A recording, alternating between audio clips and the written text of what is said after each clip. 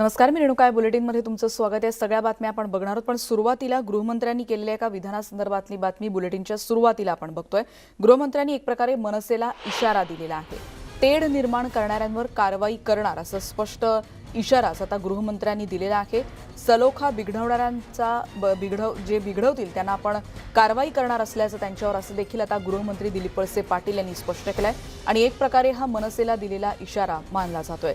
त्यामुळे आताच्या क्षणाची महत्त्वाची बातमी, दिलीप वळसे पाटील यांनी मनसेला एक प्रकारे हा इशारा दिलेला आहे। आपल्याला माहिती आहे, राज ठाकरे यांच्या आदेशानंतर राज्यामध्ये ठिकठिकाणी आता हनुमान चालीसा लावली जाते लाऊडस्पीकरवर आणि त्या मुद्द्याचा संदर्भ घेऊनच गृहमंत्री दिलीप वळसे पाटील यांनी एक प्रकारे मनसेला हा इशारा दिलेला आहे। राज ठाकरे यांनी परवाच्या सभेमध्ये मनसैनिकांना आदेश दिले होते आणि त्यानंतर त्याची अंमलबजावणी देखील कालपासून मनसैनिकांनी ठिकठिकाणी सुरू केलेली होती। कालच आपण यावेळेला घाटकोपरमधली देखील दृश्य बघितलेली होती। पण या संदर्भात म्हणजे हा एक संदर्भ, पण गृहमंत्री नेमकं कोणते मुद्दे म्हणतात त्यावर देखील आपलं लक्ष असेल। पण गृहमंत्र्यांनी एक प्रकारे स्पष्ट इशारा मनसेला दिलाय असं म्हणता येईल। त्यांनी असं म्हटलंय, जे तेढ निर्माण करतील त्यांच्यावर कारवाई होणारच, म्हणजे एक प्रकारे कारवाईचे संकेतच त्यांनी आधीच दिलेले आहेत। सलोखा बिघडवण्याचा जे प्रयत्न करतील त्यांच्यावर कारवाई केली जाईल असं देखील दिलीप वळसे पाटील यांनी म्हटलंय। अशा पद्धतीने जे तुम्ही भाषण सुरू केलं त्याप्रमाणे तर याच्यावरती गृह मंत्रालय अशा समाजकंटकांवर किंवा जे जातीय तेढ निर्माण करणाऱ्या लोकांवर काय कारवाई करणार आहे की नाही? असं आहे की याच्या संदर्भामध्ये प्रत्येकाला आपापल्या धर्माचा अंगीकार आणि प्रचार आणि प्रसार करण्याचा अधिकार आहे, परंतु आज समाजामध्ये एक तेढ निर्माण करण्याच्या दृष्टिकोनातून ज्या पद्धतीची वक्तव्य केली जात आहेत, निश्चित या विषयाच्या संदर्भामध्ये पोलीस विभागाचे अधिकारी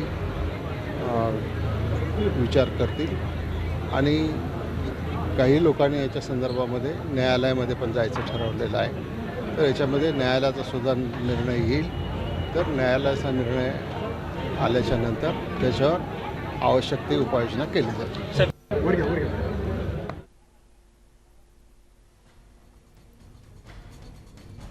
अधिक माहिती आपण प्रतिनिधींकडून घेत राहणार आहोत, पण मनसेच्या प्रवक्त्यांकडून देखील याविषयीची प्रतिक्रिया जाणून घेणार आहोत। संदीप देशपांडे यांची प्रतिक्रिया आपण जाणून घेण्याचा प्रयत्न करणार आहोत। संदीप देशपांडे, एक प्रकारे गृहमंत्र्यांनी इशारा दिलेला आहे, तुमची याबद्दलची पहिली प्रतिक्रिया? नाही, मुळात विषय असा आहे की गृहमंत्री साहेबांनी इशारा देण्याच्या आधी कायदा काय म्हणतोय एकदा तपासून घ्यायला पाहिजे। कायदा काय म्हणतोय, सन्माननीय उच्च न्यायालयाने काय निर्णय दिलेला आहे भोंग्यांच्या संदर्भात, त्याच्यावर कारवाई करायला गृहमंत्र्यांना वेळ नाही आणि आम्हाला इशारे द्यायला वेळ आहे। हा कुठलं दुटप्पी धोरण? शेवट सन्माननीय हायकोर्टाने जर सांगितलंय की मशिदीवरचे भोंगे राहिले नाही पाहिजेत, ते भोंगे काढले पाहिजेत, मग त्याची अंमलबजावणी गृहमंत्री म्हणून तुम्ही कधी करणार आहात? का फक्त आम्हालाच तुम्ही हे सांगणार आहात, आम्हालाच दम देणार आहात? आणि माझा तर ठाकरे सरकारला हा प्रश्न आहे की ज्या राज्याचे मुख्यमंत्री सन्माननीय उद्धवसाहेब ठाकरे आहेत, त्या राज्यामध्ये हनुमान चालीसी म्हणायला बंदी आहे। हे कुठलं सरकार ठाकरे सरकार आहे? हा आमचा प्रश्न आहे। त्यांना आता जो प्रश्न विचारण्यात आला होता त्यांनी असं म्हटलं होतं की सलोखा बिघडवणारा जे प्रयत्न करतील किंवा जातीय तेढ त्याच्यातून निर्माण होईल अशांवर कारवाई केली जाईल, पण असं होऊ नये यासाठी किंवा तुमच्या भूमिकेबद्दल यापुढे तुम्ही कशा पद्धतीनं ही भूमिका मांडत राहणार आहात? नाही, आमचा प्रश्न हा आहे की ठीक आहे, आमच्यामुळे जर तुम्हाला वाटत असेल की काय सलोखा बिघडतोय, तर मुळात विषयाचं ज्या गोष्टींचा लोकांना त्रास होतोय ते भोंगे तुम्ही तिकडनं कधी उतरवणार आहात? एखादी साधी नोटीस तरी तुम्ही कोणाला दिलेली आहे का भोंगे उतरवण्यासाठी? मग हे काम गृह खात्याचं नाहीये का गृह खात्याचं काम फक्त महाराष्ट्र सैनिकांना दम देण्याचं आहे? हा आमचा प्रश्न आहे। आणि ठाकरे सरकार, ज्याचे हिंदुत्ववादी सरकार, ज्याचे मुख्यमंत्री सन्माननीय उद्धवसाहेब ठाकरे आहेत, बाळासाहेबांचे पुत्र, त्या उद्धवसाहेब आम्हाला सांगतात हनुमान चालीसी म्हणू नका, हे म्हणजे फारच झालं।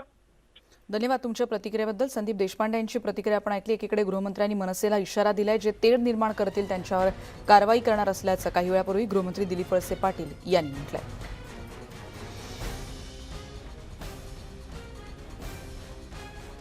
आणि पुढची बातमी आपण बघणार आहोत, नाशिकमधून दाखवणं एक भीषण वास्तव आपण बघणार आहोत, कारण जिकडे विकासाच्या बाता मारल्या जातात त्याच राज्यात महिलांना हंडाभर पाण्यासाठी जीवघेणी कसरत करावी लागते। हेच वास्तव या दृश्यांमधून आता तुमच्या समोर पोहोचवण्याचा हा प्रयत्न आहे। नाशिकमध्ये त्र्यंबकेश्वर तालुक्यात मेटघर गावात महिलांना पाण्यासाठी असा संघर्ष करावा लागतोय।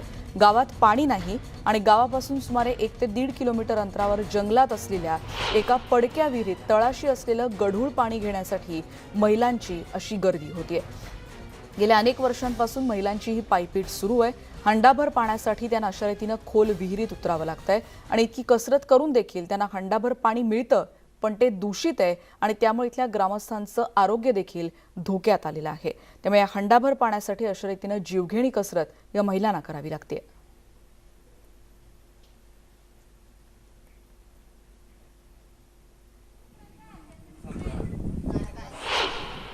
पाण्याचा होतोय, रोडचा होतोय, आमच्या डेलेवऱ्या द्यायच्या, त्या कशा द्यायच्या, येळ आली तरी डोलीत घालून बाया न्यावा लागत्यात, अर्ध्या रस्त्याला बाळात निवत्यात, आंघोळीला पाणी नाही, हे आमची ताण आहे काय? मध्ये मुलं जाते सर लोकांमध्ये हे कपडे अंगावर आहेत का व्यवस्थित? त्याला पाणीच नाही इथं तर त्या हक्कामध्ये आहे. कसं काय आम्ही करा या गाळाचं पाणी नाही आम्हाला पिया सुद्धा पुरत नाही।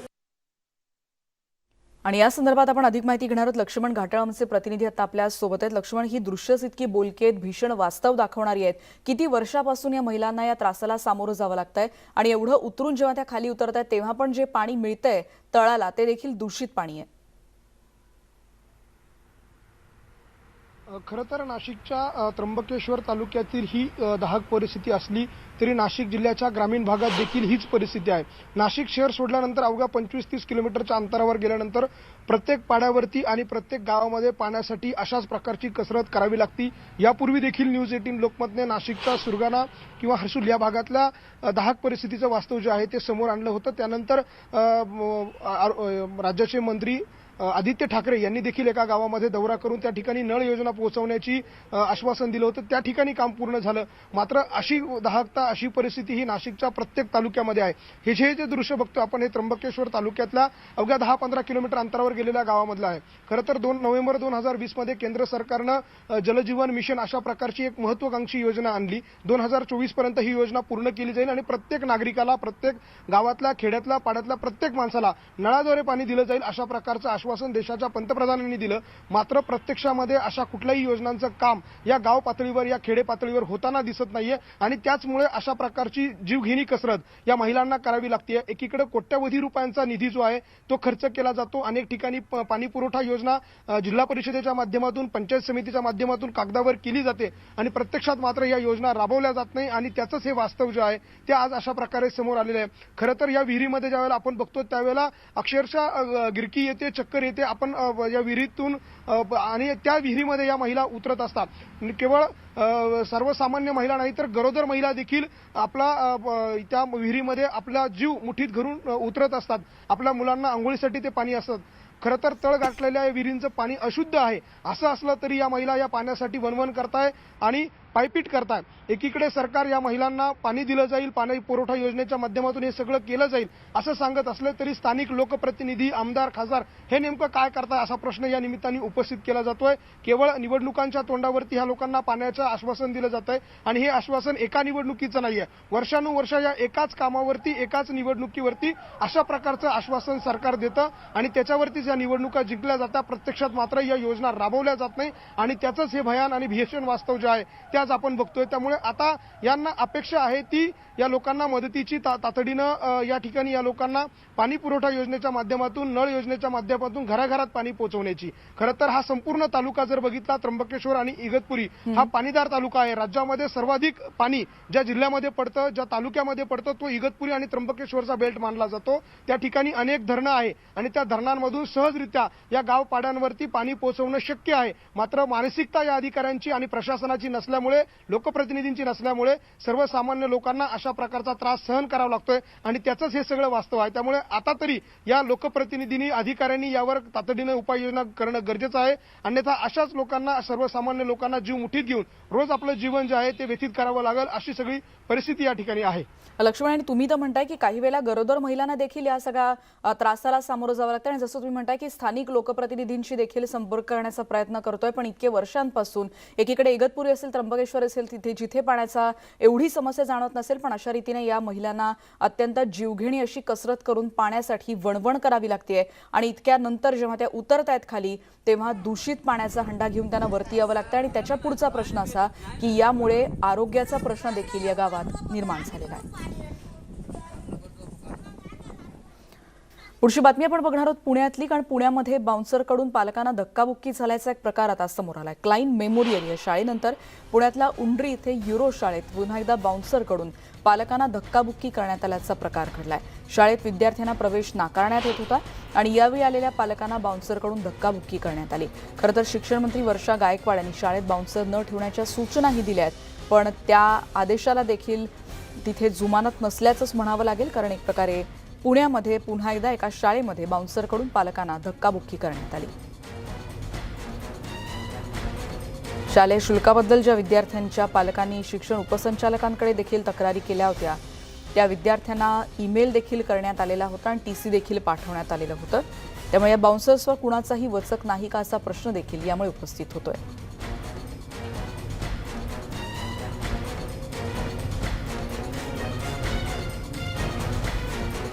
अधिक माहिती घेणार आहोत. वैभव सोनवणे आमचे प्रतिनिधी आता आपल्या सोबत आहेत. वैभव, या संदर्भात काही कारवाई होताना दिसली त्यानंतर? रेणुका, हे सगळे पालक जे आहेत ज्यांना धक्काबुक्की करण्यात आल्याचा आरोप त्यांच्याकडून करण्यात येत होता, हे सगळे शिक्षण उपसंचालक कार्यालय जे आहे तिथं गोळा झालेत आणि तिथून शिक्षण विभागाचे अधिकारी जे आहेत ते या शाळेत भेट द्यायला जाणार आहेत असं समजतंय. या पालकांची शिक्षण उपसंचालकांशी चर्चा झाली आहे. शिक्षण उपसंचालकांनी शाळा प्रशासनाशी संपर्क करण्याचा प्रयत्न केला, मात्र त्यांच्याकडून फारशी दाद मिळाली नाही असं पालकांकडून सांगण्यात येते. या सगळ्या प्रकरणामध्ये पालक आणि शिक्षण उपसंचालक जे आहेत ते शाळेमध्ये जातील आणि त्यानंतर पुढची नेमकी काय कारवाई होते किंवा प्रत्यक्षात काय परिस्थिती आहे ते पाहून पुढचा निर्णय घेऊ असं शिक्षण विभागाकडून सांगण्यात येते. महत्वाचं म्हणजे ज्यावेळेस ही धक्काबुक्की झाली त्यावेळेस तिथे काही पोलिसही उपस्थित असल्याचे दिसून आले आणि शाळेनं पालक आरेरावी करत असल्याची तक्रार केल्याचं पोलीस सूत्रांकडून समजते. हा नेमका प्रकार जो आहे या प्रकाराच्या कारवाई काय होते हे पाहावं लागेल, कारण प्रक्रिया जी आहे आता प्रत्यक्ष त्या शाळेमध्ये जाऊन या संपूर्ण घटनेची चाचपणी करायची ती शिक्षण विभागाचे अधिकारी करतायत. धन्यवाद वैभव या माहितीबद्दल. आपण बघतोय पुण्यामध्ये बाउन्सरकडून या पालकांना अशा रीतीने धक्काबुक्की केल्याचा प्रकार समोर आला. आणि नंतर एक राजकीय बातमी आपण बघणार आहोत. मुख्यमंत्र्यांची किमान समान कार्यक्रमाबद्दल भेट घेणार आहोत आणि त्यावर त्यांच्याशी सविस्तर चर्चा करणार असल्याचं काँग्रेसचे प्रदेशाध्यक्ष नाना पटोले यांनी म्हटलंय. महसूल विभाग आणि नाशिकमधल्या हेल्मेट सक्तीबाबतही चर्चा करणार असल्याची माहिती नाना पटोले यांनी दिली आहे. बघूयात त्यांची काय प्रतिक्रिया याविषयीची.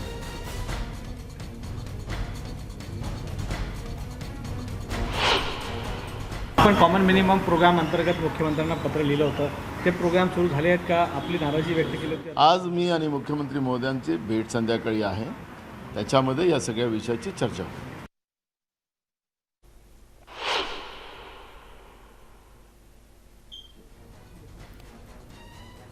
त्यामुळे या मुद्द्यांचा या भेटीमध्ये चर्चा होईल अशी देखील माहिती आता नाना पटोले यांनी दिलेली आहे. किमान समान कार्यक्रमाचा मुद्दा असेल, त्याचबरोबर नाशिकमध्ये हेल्मेट सक्ती हे देखील मुद्दे या बैठकीमध्ये चर्चेला असणार आहेत.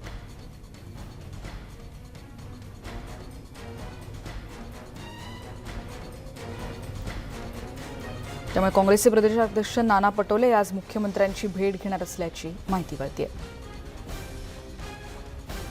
किमान समान कार्यक्रमाचा मुद्दा गाजतोय आणि यावर काँग्रेसचे प्रदेशाध्यक्ष जेव्हा मुख्यमंत्र्यांची भेट घेतात निश्चितच ही बैठक महत्त्वाची मानली जाते. महसूल विभाग आणि त्याचबरोबर नाशिकमधल्या हेल्मेट सक्तीच्या मुद्द्यावर देखील चर्चा होईल असं म्हटलं जात आहे. आमच्या प्रतिनिधी स्वाती यांच्याकडून अधिक माहिती घेऊयात. स्वाती, या भेटीबद्दल अधिक माहिती. खरं तर रेणुका, आपल्या सगळ्यांना माहिती आहे की गेले काही दिवस ज्या पद्धतीनं पॉलिटिकल घडामोडी घडतात त्या पार्श्वभूमीवर ही बैठक खूप महत्वाची आहे आणि कॉमन मिनिमम प्रोग्राम अंतर्गत काय काय करता येईल या संदर्भातली ही बैठक आहे असं कळतंय. कारण यानंतर एक साधारण 3 ते 4 दिवसात कदाचित मुख्यमंत्री आणि त्याचबरोबर शरद पवार आणि काँग्रेसचे नेते किंवा प्रदेशाध्यक्ष यांची बैठक होणार आहे. त्याच्यामुळे त्या पार्श्वभूमीवर आजच्या बैठकीला महत्व आहे. साधारणतः संध्याकाळी ही भेट होऊ शकते आणि विशेष म्हणजे आपण जर बघितलं की एकतर काँग्रेसची अंतर्गत नाराजी तर आहेच, पण कोणकोणत्या मुद्द्यांवर त्यांना कडे आपली नाराजी दर्शवायची आहे हे आज आपण संध्याकाळी आपल्याला कळलंच. पण आज या बैठकीत जर आपण बघितलं की कॉमन मिनिमम प्रोग्राम अंतर्गत ही बैठक तो नेमकं काय आता या संदर्भातली ही बैठक आहे. नाना पटोलेंनी त्याची मुख्यमंत्र्यांकडे वेळ मागितली. कदाचित एक 6-7च्या सुमारास वेळ मिळू शकते आणि त्या दरम्यान ही बैठक होऊ शकेल. धन्यवाद स्वाती या माहितीबद्दल. त्यामुळे नाना पटोले आता मुख्यमंत्र्यांची भेट घेणारी संध्याकाळी अशी माहिती कळते. आणि आता बातमी बघणार आहोत शिवसेना खासदार संजय राऊत यांच्याबद्दलची. काल नितीन गडकरी आणि राज ठाकरे यांची भेट झाली आणि त्याबद्दल देखील त्यांनी प्रतिक्रिया दिली. अशा भेटीगाठी होत असतात. प्रत्येक भेटीमागे राजकारण असतंच असं नाही आणि यावर बोलावं का काही बोलण्यासारखं काहीच नसल्याचं राऊत यांनी म्हटलंय. सर्व महापालिकांमध्ये राज्यातल्या शिवसेनेचाच विजय होईल असा विश्वास देखील त्यांनी व्यक्त केला.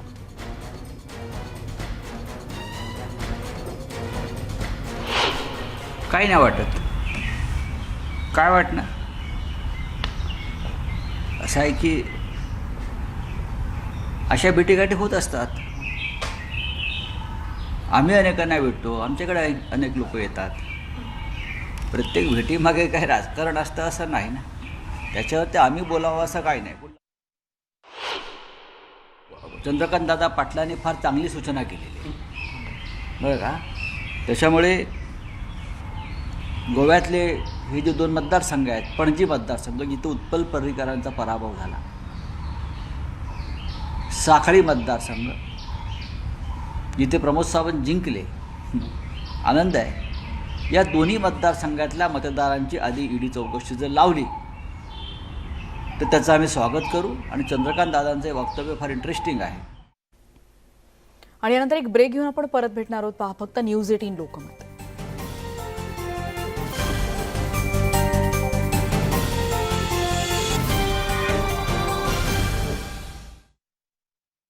ताजी अफू गोळा करत होते.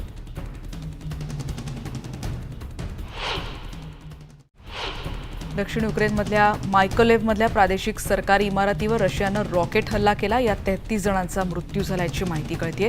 ही माहिती युक्रेनच्या अधिकाऱ्यांनी दिली. पूर्व आणि दक्षिण भागात रशियाशी जोरदार संघर्ष सुरू असल्याचं युक्रेनच्या अध्यक्षांच्या सल्लागारांनी सांगितलं आहे. हंगेरीच्या राष्ट्रीय निवडणुकीच्या 1 दिवस आधीच युक्रेनमधल्या निर्वासित माता आणि त्यांच्या मुलांनी शनिवारी बुडापेस्टमध्ये युक्रेनमधल्या रशियाच्या युद्धाविरोधात जोरदार निदर्शनं केली. बुडापेस्टच्या एलिझाबेथ ब्रिजकडे निघालेल्या या मोर्चामध्ये आंदोलकांनी युक्रेनचं राष्ट्रगीत गाण्यासाठी अनेक वेळा ते थांबत त्यांनी राष्ट्रगीताचं गायन केलं. या दरम्यान रशियाविरोधात आणि हंगेरीचे पंतप्रधान व्हिक्टर ऑर्बन यांच्या विरोधात निदर्शक या आंदोलनात मोठ्या प्रमाणात सहभागी झाले होते. जपानचे परराष्ट्रमंत्री हिरोफुमी हयाशी यांनी युद्धामुळे विस्थापित युक्रेनच्या नागरिकांच्या गरजा जाणून घेण्यासाठी आणि जपानमध्ये आश्रय घेणाऱ्यांना मदत करण्यासाठी पोलंडच्या प्रवासादरम्यान शनिवारी वॉर्सा इथल्या निर्वासित केंद्राला भेट दिली. पोलंडच्या राजधानी अर्थात वॉर्सामध्ये 5000 बेडची क्षमता असलेल्या या निर्वासित केंद्राला त्यांनी भेट दिली. हॅशी पोलंडचे पंतप्रधान मॅट्यूज मोराविकी आणि इतर उच्च अधिकारी तसंच आंतरराष्ट्रीय मदत संस्थांची देखील भेट घेत आहेत. हे अधिकारी अजूनही त्यांच्या सरकारी विमानानं काही युक्रेनच्या नागरिकांना परत येण्याच्या म्हणजे त्यांना जर यायचं असेल तर त्या शक्यतेच्यासाठी म्हणजे त्याच्या आयोजनामध्ये सध्या ते आहेत अशी माहिती त्यांनी दिली.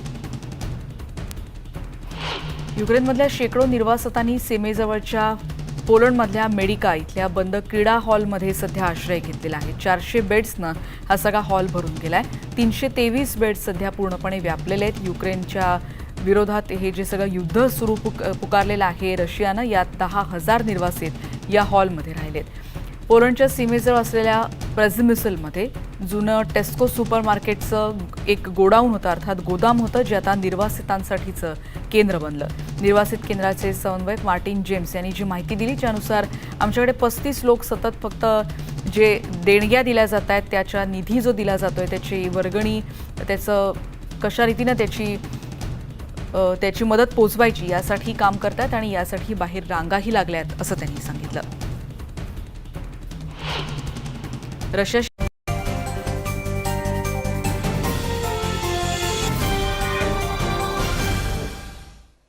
आणि ब्रेकनंतर आपण बातमी बघणार आहोत. राज्यात दिवसेंदिवस उन्हाचा पारा वाढतोय आणि त्यामुळे राज्यात उकाड्याचं प्रमाण वाढत चाललंय आणि त्यामुळे व्यक्तींसह देखील प्राण्यांचे देखील प्रचंड हाल होताना दिसत आहेत. अशातच महाराष्ट्राची कुलस्वामिनी आई तुळजाभवानीला वारा घालण्याची परंपरा यावर्षीही पाहायला मिळाली. उन्हाचा पारा चैत्र महिन्यात वाढतो आणि त्यामुळे देवीला पुजाऱ्यांकडून वारा घातला जातो. तुळजाभवानी मातेचे सेवेदार पलंगे घराण्याकडून पंख्यानं वारा घालण्याची प्रथा इथे आजतागायत सुरू आहे. जोपर्यंत मृग नक्षत्राचा पाऊस पडत नाही तोपर्यंत देवीला दुपारी 1 ते 4 या कालावधीत मखमली पंख्यानं, जे हाताचे पंखे असतात, त्यांनी वारा घालण्याची ही परंपरा आजही इथे जपली जाते आहे. त्यामुळे ही दृश्य आहेत. दुपारी 1 ते 4 दरम्यान अशा रीतीनं देवीला वारा घालण्याची परंपरा जपली जाते. आणि यानंतर एक नजर टाकणार आहोत देशातल्या प्रमुख शहरातल्या आजच्या तापमानावर.